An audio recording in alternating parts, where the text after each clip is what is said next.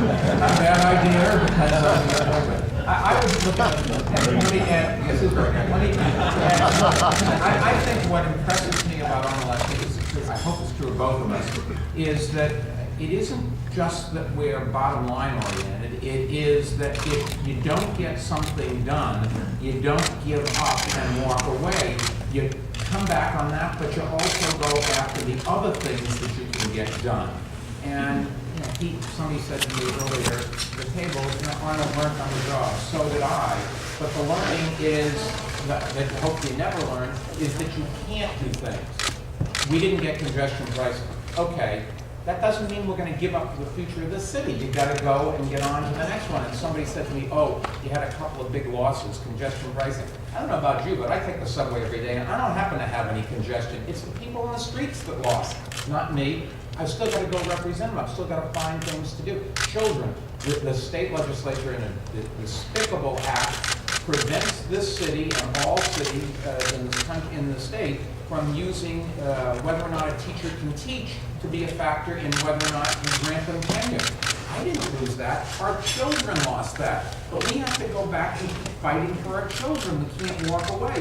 And if you take a look at the years that Arnold's been in office, he's lost some battles. He's never stopped coming back. He's never stopped working hard. He's never stopped with the enthusiasm that we can do things, that the future can be better than the past. And that's what leadership is all about. Let me put this into the equation. We are facing tough economic times. We have big deficits out in California.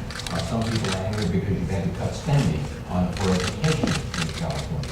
How do you both see the impact of the economy you're looking at in terms of governance and what the city and the state can do?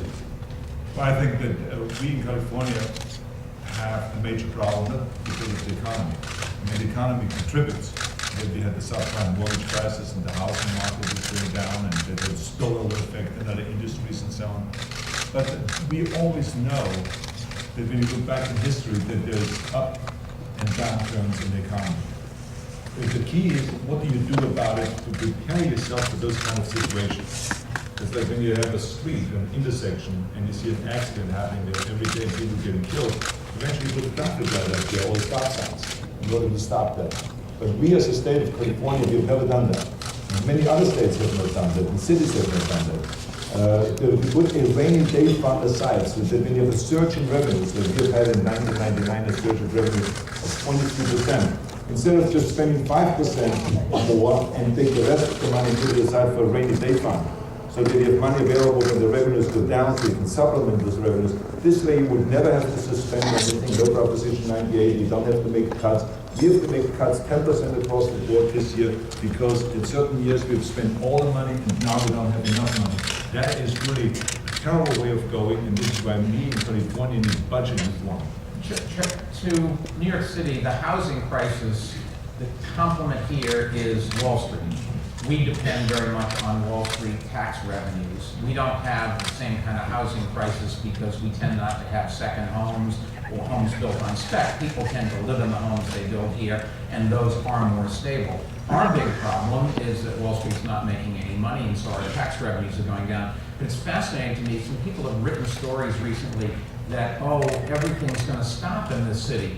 Quite the contrary. For a developer, some of the downturn has been a godsend. You want the cost of steel and cement, which has been going up 1% a month, to slow down. And if you're going to put a building into the ground, now's the best time to do it because it will come online as you come out of this cycle. And you take a look, Solo's going ahead with this big development on the east side.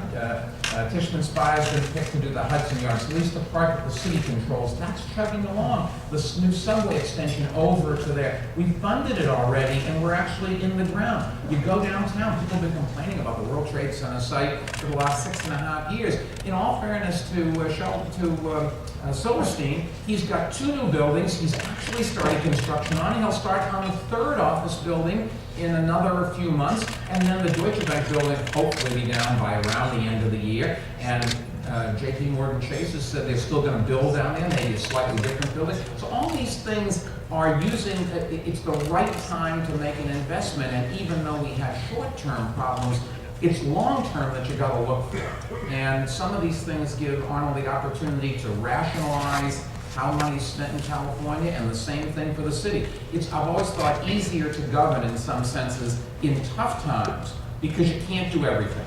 You have to make those tough choices, and people understand that you have to make the tough choices. In boom times, you have to give everybody something. That's just the political reality of the world. So this is really an opportunity, it'd be a shame if we squander it, to get our house in order, to set the priorities for going forward for the next decade. And if you want to build a building, this is the time to start digging. You have more problems. I just wanted to add that we in California, we are very fortunate also that even though we see a slowdown in the housing market, that we have so many different economies in California that we have to diversify. That's what creates tremendous stability economically. I mean, when you think about the Central Valley, there's the agriculture economy, Silicon Valley, there's the high-tech economy down in San Diego's area, is the biotech economy, Hollywood has the entertainment economy. So we have, wherever you go, you have these different economies, and that's what keeps California strong. And that's why we were not impacted that much, even though people are suffering the same as all over the country with the housing market. You both have to deal with legislators, state legislators. Do you have more problems with Democrats or Republicans in California? I think it depends on what the issue is.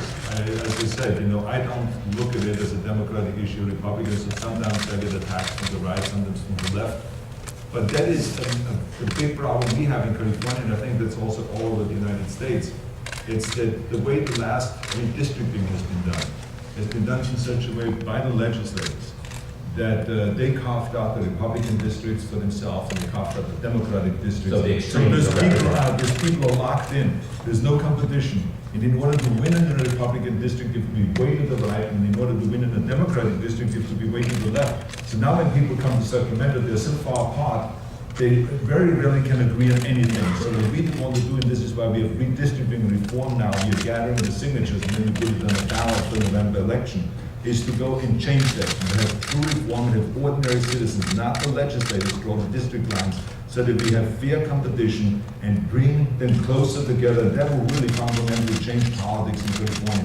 Bring them closer together so they can actually come to agreements and compromise. Charlie, I don't think you can understate how important this is. I've given Arnold a lot of money towards it. I'm running a fundraiser. Lots of money. Late this afternoon. Late this afternoon. We're going to fundraiser at my house for this. The reason he's the man is because he's giving you money? Absolutely. In every way is the man. No, but you can do it in California. Maybe they'll do it in New York. I can't think of how else to get it done in New York other than to maybe shame them into doing it. But I think Arnold really hit on exactly what's wrong in Washington and elsewhere.